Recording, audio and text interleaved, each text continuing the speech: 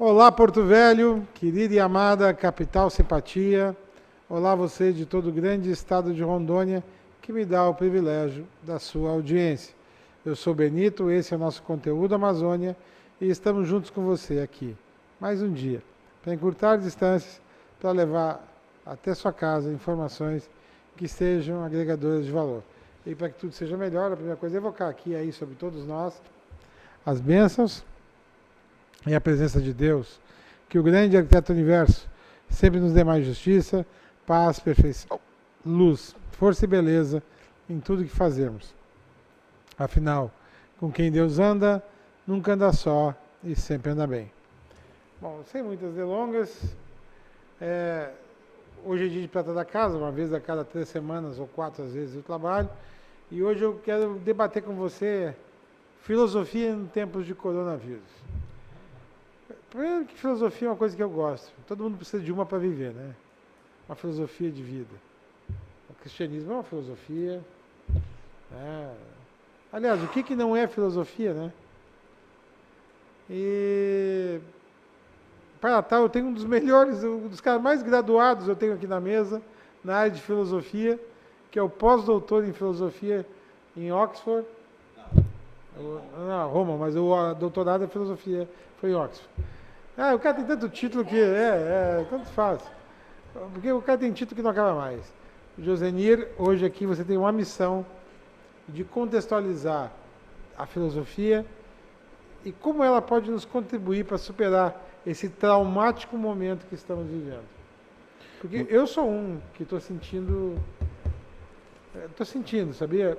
Eu vou até abrir meu coração, Vossa Excelência. Eu estou tão apavorado com o que eu vejo e a projeção de futuro, das tais curvas, né?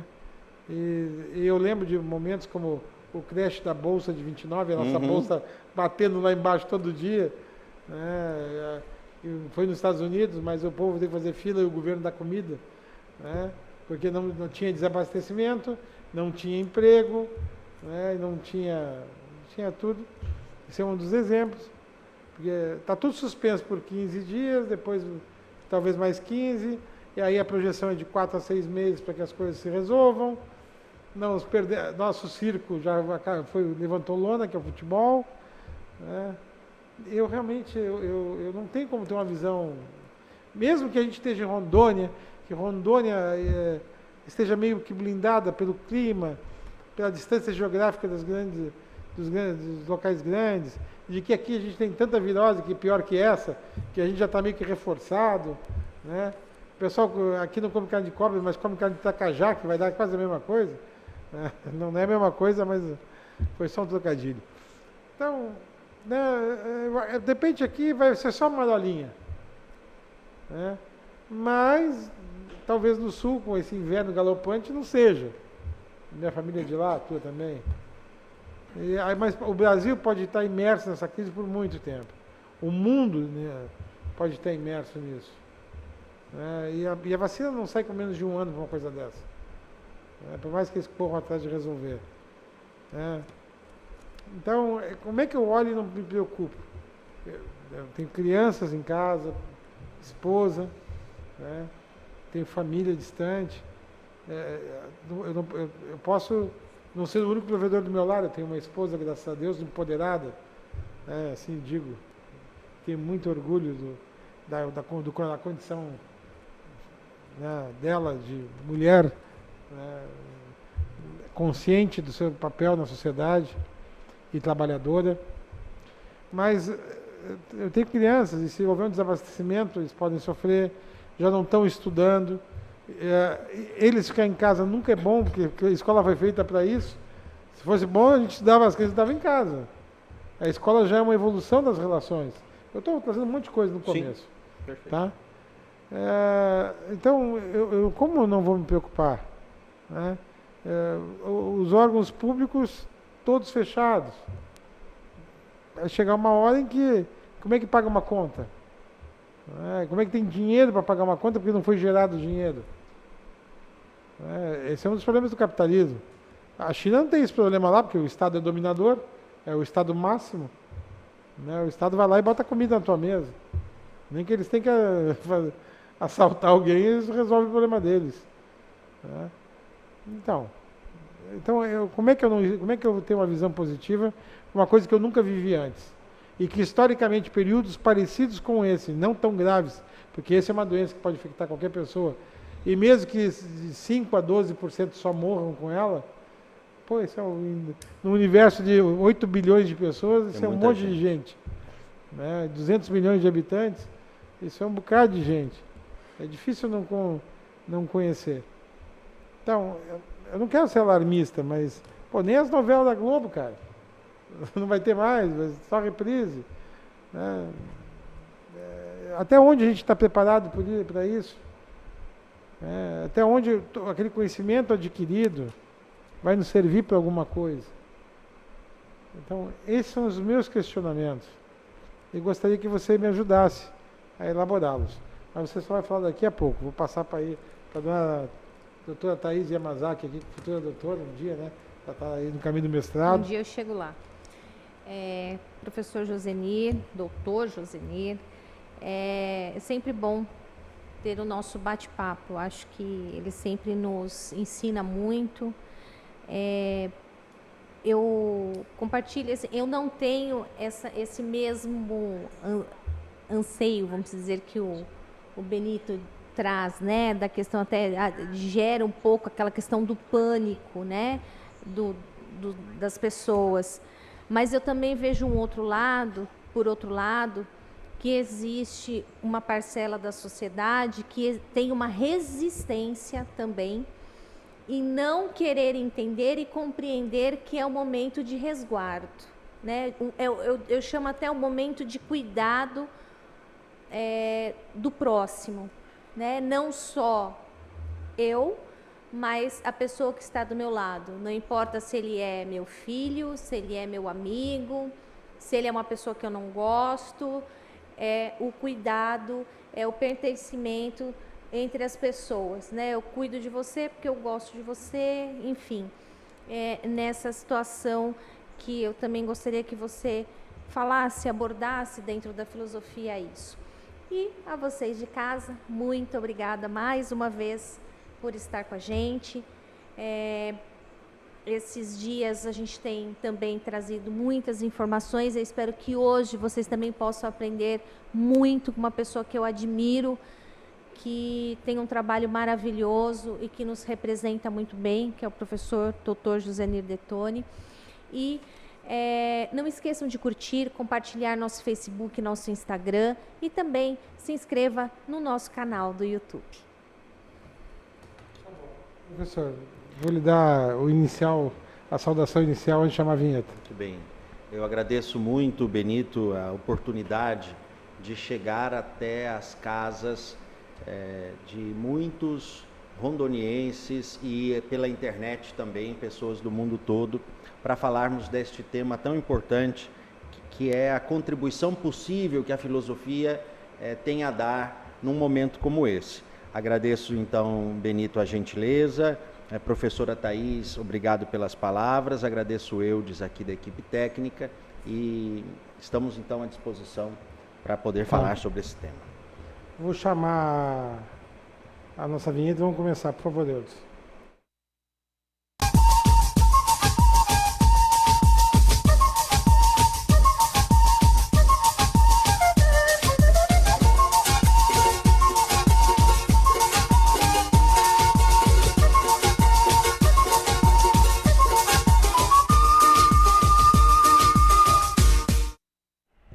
Professor, agora é com você.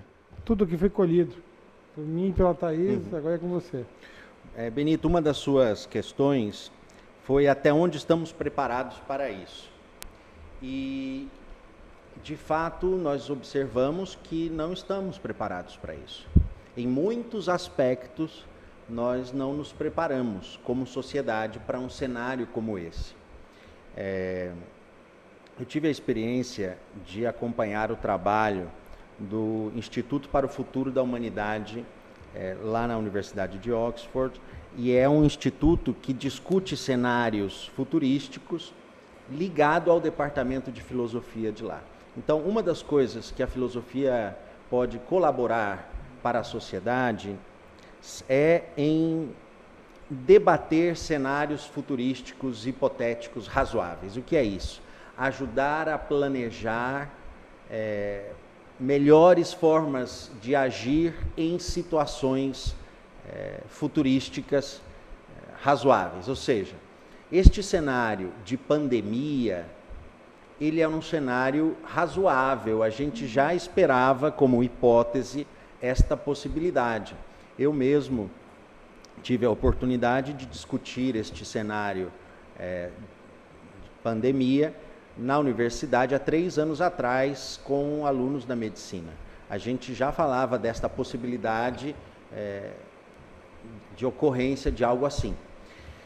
Então, eu entendo que a gente, com este cenário de pandemia, precisa começar a pensar mais como estar preparados diante de outros possíveis cenários, né?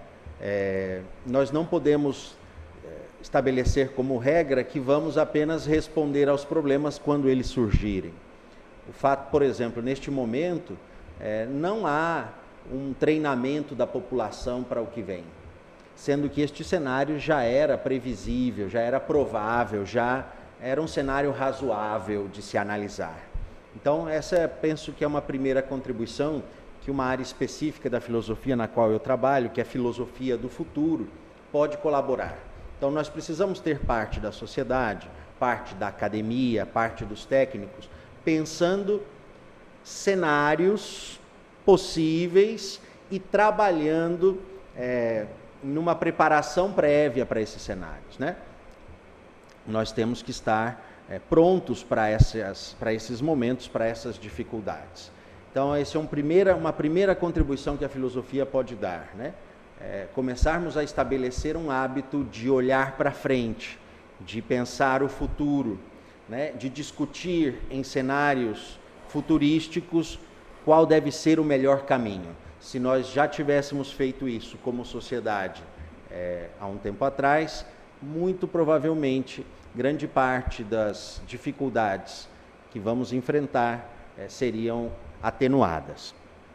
Então, este é um primeiro elemento interessante, né? Tomara que com isso a gente entenda e comece a trabalhar nesse tipo de tarefa, sabe, professora Thais? É fundamental que a gente comece a pensar a importância de estar preparados. Isso não significa ficar com medo de tudo, não é? Mas a gente precisa estar preparados como sociedade para diversos cenários. Este é um deles apenas, né? Nós precisamos pensar mais nisso. Um outro elemento interessante que você também comentou, Benito, depois eu vou falar dos comentários da professora Thais. O Benito falou assim, olha, estou repensando uma série de coisas na vida, né? Existe uma área da filosofia chamada ética, que é uma área que pensa o que é o bem viver. O que eu devo fazer para viver uma vida boa, né? O que eu devo fazer para ser feliz? Essa é a grande questão, né? Em torno do bem, do que é o certo a se fazer.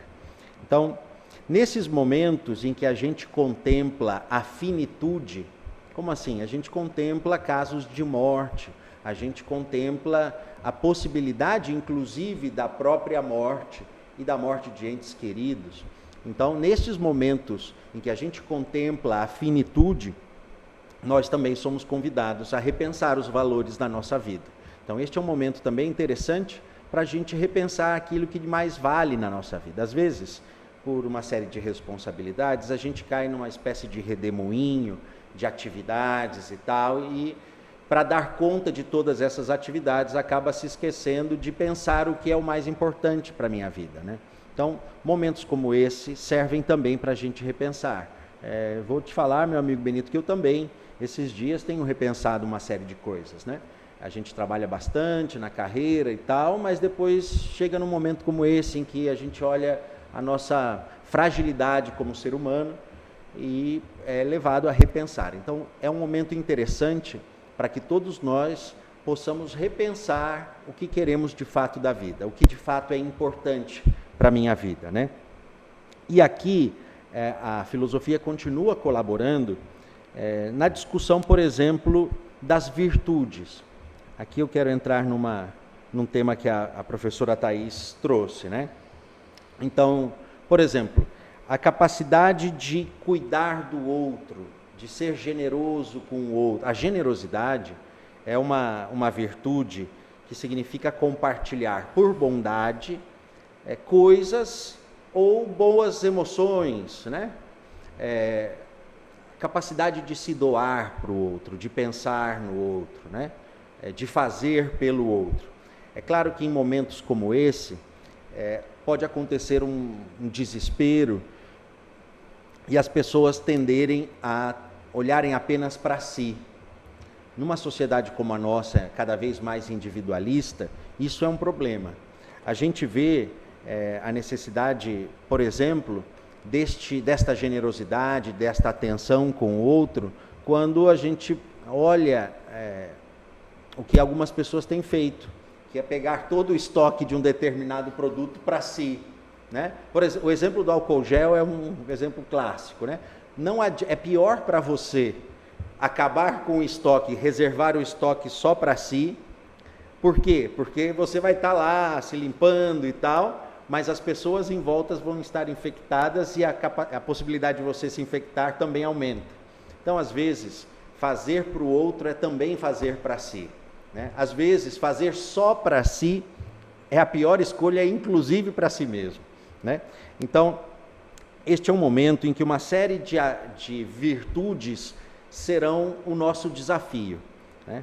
Por exemplo, nós precisaremos ser prudentes. Olha, a virtude da prudência é uma outra grande virtude. Nesse momento, nós, por exemplo, aqui em Rondônia, ainda estamos numa fase com poucos casos confirmados. A gente não sabe os casos não confirmados, mas de casos confirmados são poucos. Então, ainda há espaço na sociedade para um discurso assim: estão exagerando, essa coisa do coronavírus nem é tanto assim, existem doenças que matam mais e tal. Então, existe um discurso que duvida da importância do enfrentamento desta questão. Veja só, a prudência nos diz que, se você está em dúvida, deve dar preferência para o pior cenário. Se eu não tenho certeza se o coronavírus vai ser tão forte ou não, ou mais fraco, eu tenho que, por prudência, dar preferência à hipótese de que ele será mais forte. A prudência é trabalhar pensando no futuro, né? Então, a prudência é previdente e providente. Previdente porque ela pensa no futuro e providente porque ela se prepara para esse futuro, né? Então, o exercício da prudência nesse momento é muito importante. Então, tenhamos atenção para aquilo que as autoridades sanitárias estão nos pedindo, né? Nesse momento, nós precisaremos enfrentar dificuldades pessoais, abrir mão de alguns interesses pessoais para, por prudência, ficarmos em casa e ajudarmos a que este processo seja superado da melhor maneira, né?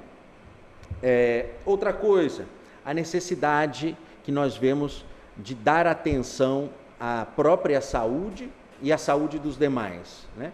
Então, é importante nesse momento que você se cuide, é importante que você durma, que você tome bastante água, que você se alimente muito bem, enfim, que dê as condições para o seu corpo, para que o seu próprio corpo enfrente esse vírus. Mas é fundamental também a atenção para os outros, especialmente para os mais velhos. E aqui tem uma discussão cultural interessante, que é a triste constatação de que no país nós não respeitamos os mais velhos. Existem outros países que são exemplos muito melhores para como devemos lidar com as pessoas com a idade mais avançada, né? Então, temos aí também, neste momento, o convite à virtude da paciência. Nós teremos que mudar nossas rotinas, nós teremos que estar confinados, muitas vezes confinados com os familiares ali, né? Aqueles conflitos de todo dia e tal. E a virtude da paciência, né? Essa capacidade de saber esperar, de ser tolerante com o outro, será também um desafio importante nesse período de reclusão, nesse período de isolamento que nós vamos enfrentar. Então, temos esta questão das virtudes e também outros elementos, como filosofia da bioética, filosofia política, estética, não sei se continuo... Não, você só não vai continuar porque eu vou ter que chamar um intervalo Por isso que comercial. eu dei uma paradinha. Aí a gente já volta para concluir, sabia? Já? Assim tão rápido? Tem mais umas coisinhas para falar. No próximo bloco, Tá tá? bom. Alguma coisa, Thaís? Não, vamos pro comercial. Então é jogo rápido, continue comigo. É num lá, outro cá.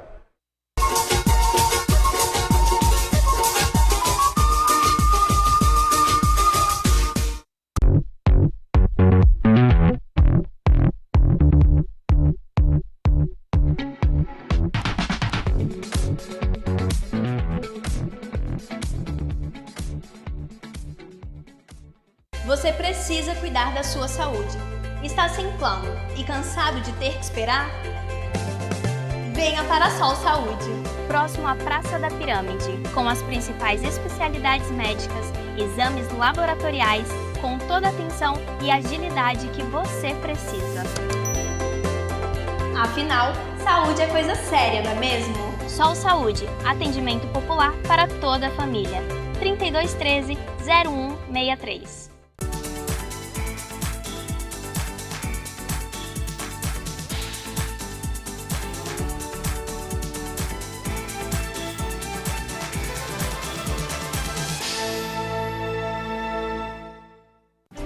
O que eu procurei? Tecnologia avançada. Método personalizado. Profissionais com credibilidade. Hospital de Olhos Veloso, o maior centro oftalmológico da região. Há mais de 3 décadas investindo em profissionais, estrutura e inovação em Rondônia. O objetivo é a qualidade de vida de seus pacientes. Diagnóstico e tratamento com excelência. E você? O que você está procurando? Hospital de Olhos Veloso.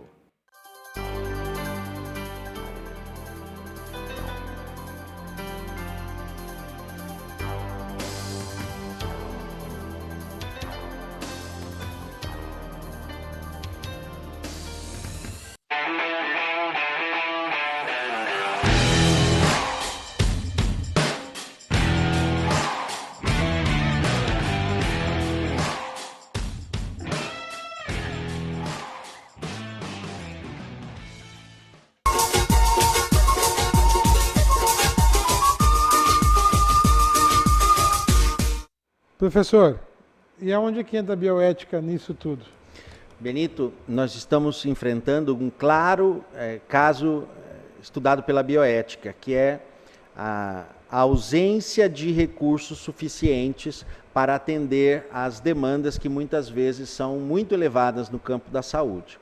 Então nós estamos vendo, por exemplo, que os profissionais da saúde em outros países estão, de alguma maneira, tendo que escolher aonde utilizar esses recursos. A bioética, a formação em bioética, ajuda os profissionais da área da saúde a, entre outras coisas, melhorarem o seu atendimento, né, pensarem as melhores estratégias de atendimento e, sobretudo, neste caso, as melhores formas de alocar recursos que sempre são finitos diante de demandas, muitas vezes, quase infinitas, né?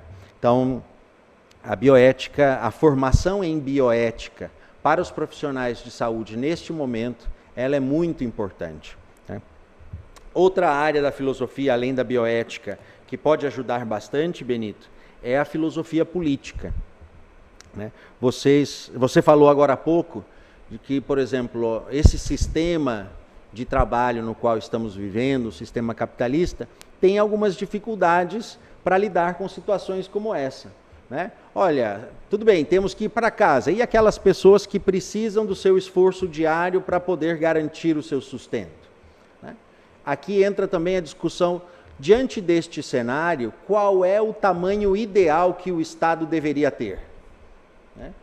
Nós estávamos vivendo um momento, até agora há pouco, de discussão de Estado mínimo. O Estado tem que ser mínimo, tem que diminuir os gastos e etc. Do Estado máximo agora, o mundo todo percebe a necessidade, não é uma questão de opinião, a necessidade de um Estado que garanta uma qualidade de vida mínima para a população, pelo menos um estado do bem-estar social. Não estou falando do estado máximo, mas pelo menos um estado que tenha Nem tanto a China, nem tanto os Estados Unidos. Pronto, mas um estado que dê conta de ajudar a população nesses momentos. E agora parece que, inclusive, o governo brasileiro caminha nesse sentido de pedir autorização para gastar mais, para ampliar a atuação do Estado. Então, essa discussão de qual deve ser o papel do Estado é uma discussão própria da filosofia política, né?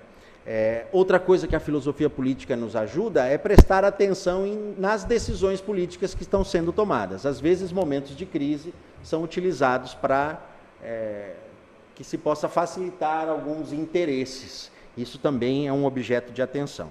Como nós já estamos, eu sei que já estamos encaminhando para o final. Não, temos 4 minutos. Pronto. Eu gostaria de chamar a atenção também para a questão da estética. Estética é uma área da filosofia que fala da beleza, da alegria, da arte, né?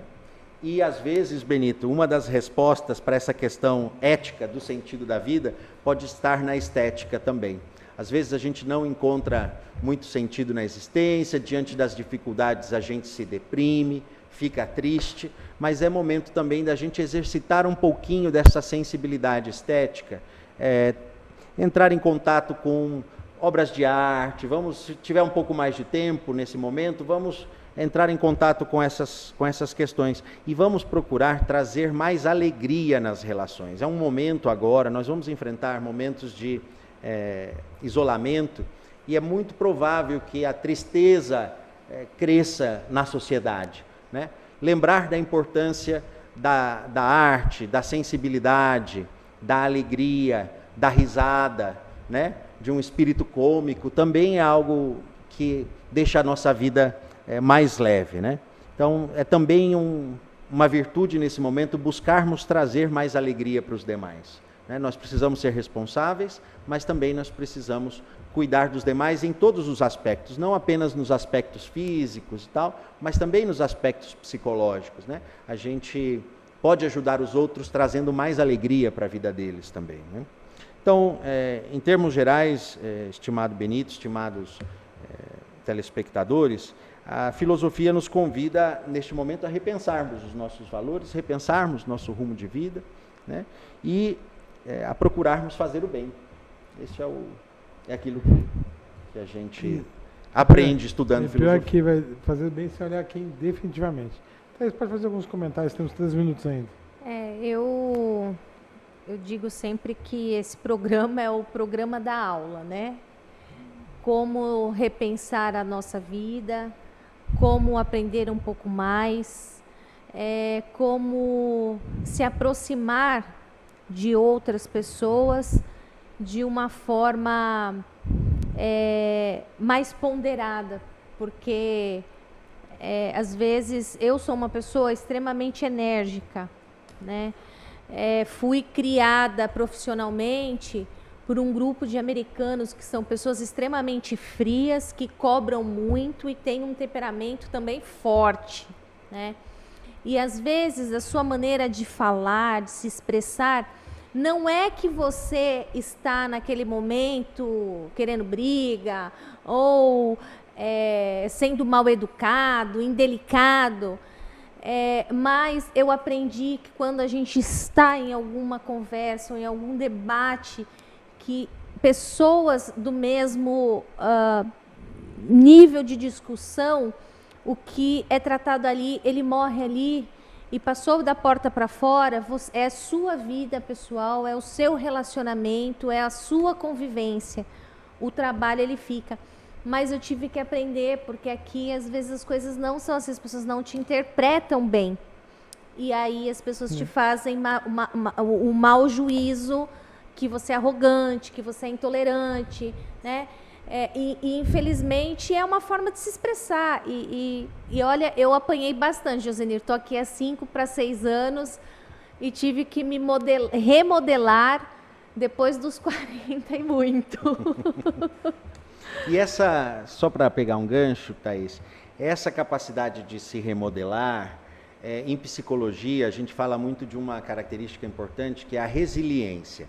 que é a capacidade da gente sair melhor dos momentos de dificuldade. Então tem gente que passa por momentos de dificuldade e se desespera e cai, né? A resiliência seria essa capacidade que é fruto de um exercício, de sairmos melhor das dificuldades. Tomara que agora, com as dificuldades que nós vamos enfrentar, nós possamos ser pessoas melhores e pensarmos modos de estruturarmos uma sociedade melhor. Acho que é isso que a gente espera para o que vem aí pela frente. E por hoje é só, tá? Muito obrigado. Obrigado, meu irmão. É assim, ó. É assim, é cotovelinha. Agora você vai ficar uns tempos fora agora do vídeo, mas depois você volta. Depois que passar o como diz o teu pai. Tamo junto. Podemos pensar alguma coisa à distância, não sei se vai dar certo, né? Podemos, Vamos a gente lá, pode testar a Tem uma peça tecnologia. flamenguista lá que eu não sei se dá certo. Thaís, dá tchau. Josenir, gratidão pelas suas palavras, por todo o aprendizado, e a vocês de casa. Até o próximo programa.